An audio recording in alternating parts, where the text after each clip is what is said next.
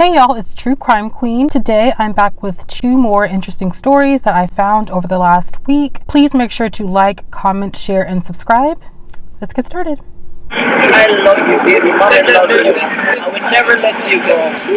Mommy would never let you go. A 14-year-old girl in Queens lost her life when the car she was riding in slammed into the back of a UPS truck at a high rate of speed. WNBC reports Fortune Williams' young life was cut short when she was ejected from a speeding BMW driven by a 16-year-old boy who crashed into a UPS truck and a tractor trailer, according to the NYPD.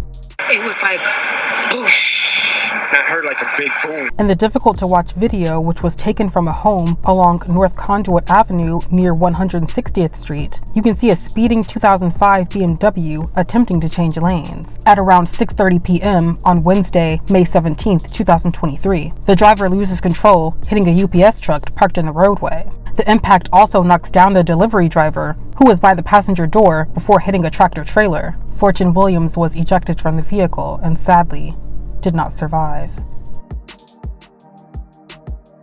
WNBC reports that the remnants of the deadly crash were left scattered over the road, where there is now a growing memorial for Fortune, who is a freshman at Springfield Gardens High School, taking nursing classes. Her mother, Keisha Francis, describes their last conversation. I spoke to her around 6:04, and when I was hanging up, she said, "Mom, I love you.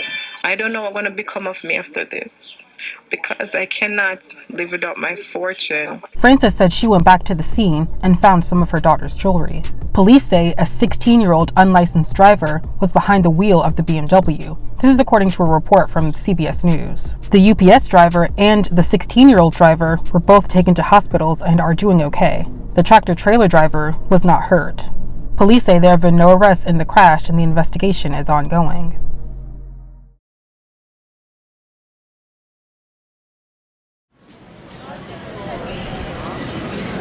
A man who was left paralyzed while being transported in the back of a police vehicle will receive a $45 million payout, putting an end to a legal battle against the city of New Haven, Connecticut.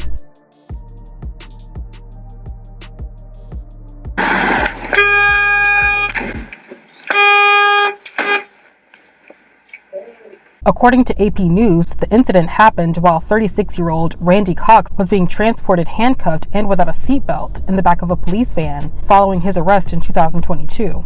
NBC reports the agreement was reached Friday, June 9, 2023, following a day-long conference with a federal magistrate judge. 2 of the 5 officers involved, including Officer Louise Rivera and Jocelyn Lavandier, lost their jobs. Now, Sergeant Betsy Segui and Officer Oscar Diaz will face their fate at a hearing next week. Officer Ronald Presley retired and cannot face that type of discipline. However, all 5 officers are still facing criminal charges. Randy was left paralyzed on June 19, 2022, when the police van he was riding in braked hard, sending him headfirst into a metal partition while his hands were cuffed behind his back. Randy had been arrested on charges of threatening a woman with a weapon, which were later dismissed, according to NBC News. AP News reports that once at the police station, officers mocked Randy and accused him of being drunk and faking his injuries.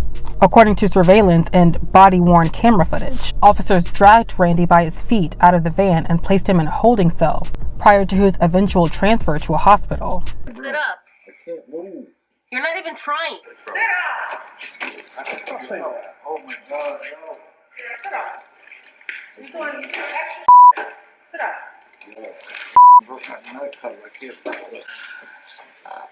Look.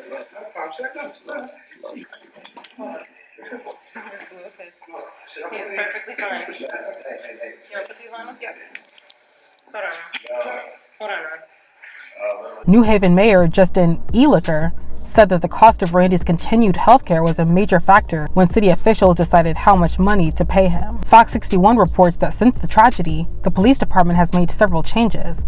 That includes, but is not limited to, putting seatbelts in all transport vans, mainly using police cruisers to transport people, and training all officers on their duty to intervene if they see a fellow officer acting out of line. Randy's attorney, Louis Rabano, said in part, quote, "He kind of relived what happened to him, so it was very emotional.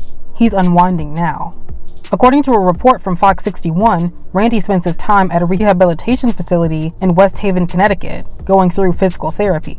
His sister, LaToya Boomer, says he can now move both of his arms but not his hands or wrists. She says Randy is able to text using his knuckle if his phone is unlocked. It's definitely been a roller coaster, but I'd say he's pretty much been in good attitude, I'd say, the last 6 months. The case drew outrage from civil rights advocates like the NAACP, along with comparisons to the Freddie Gray case in Baltimore. According to AP News, Gray lost his life in 2015 after he suffered a spinal injury while handcuffed and shackled in a police van. Last year, Randy originally sued the officers and the city for $100 million.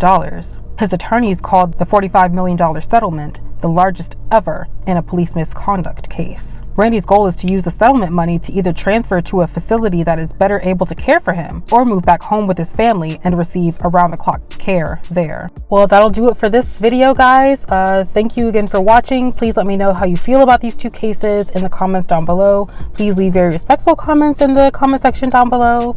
I love you for watching. Bye.